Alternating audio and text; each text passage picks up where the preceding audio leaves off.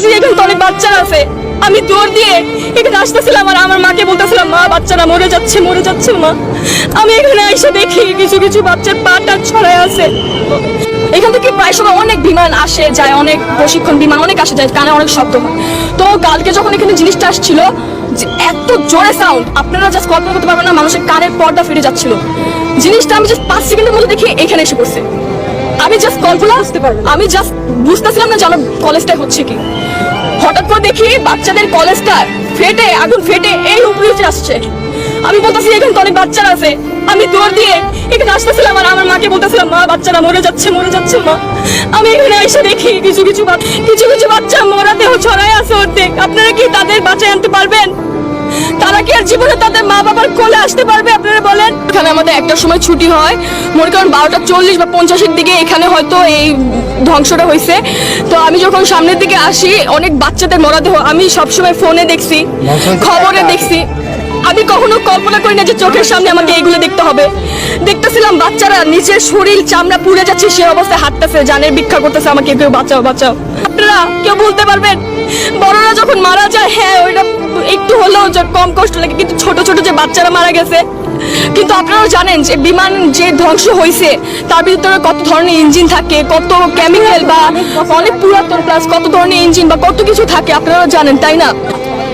এটা যে ধ্বংস হয়েছে এখানে পড়ছে, এটা স্বাভাবিক ছিল না। এইটা চারদিকে ছড়ায় পড়ছে। সেই মুহূর্তে স্টুডেন্টদের ছুটি ছিল, তারা বাসা যাচ্ছিল। এই যে আমাদের যে রাস্তাটা দেখতে পাচ্ছেন, এখানে স্টুডেন্টরা তারা প্রায় হেঁটে হেঁটে যাচ্ছে। কে বা বুঝতে পারছিল জিনিসটা কি আস্তে আস্তে হয়েছিল?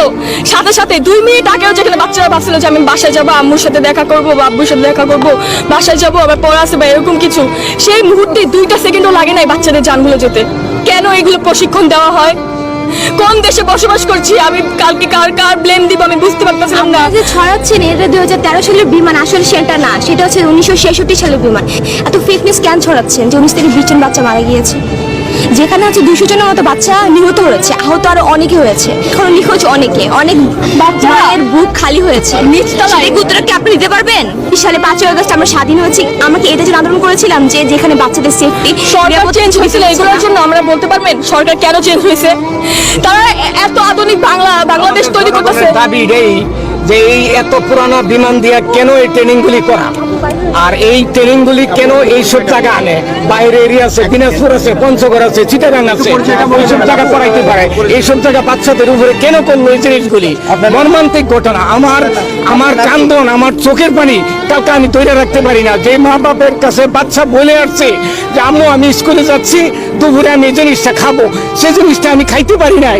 আর এই বাচ্চা মিনিটের ভিতরে এই বিমান এইভাবে পইরা বাচ্চাগুলি ধ্বংস হয়ে গেছে। কারো সর নাই, কারো এই প্যান পুইরা যে চামড়ার সাথে লাগিয়ে রয়েছি। এইসব ঘটনা চোখের সামনে কে ধৈর্য থাকতে পারে? এখানে তো অনেক বাচ্চারা আছে।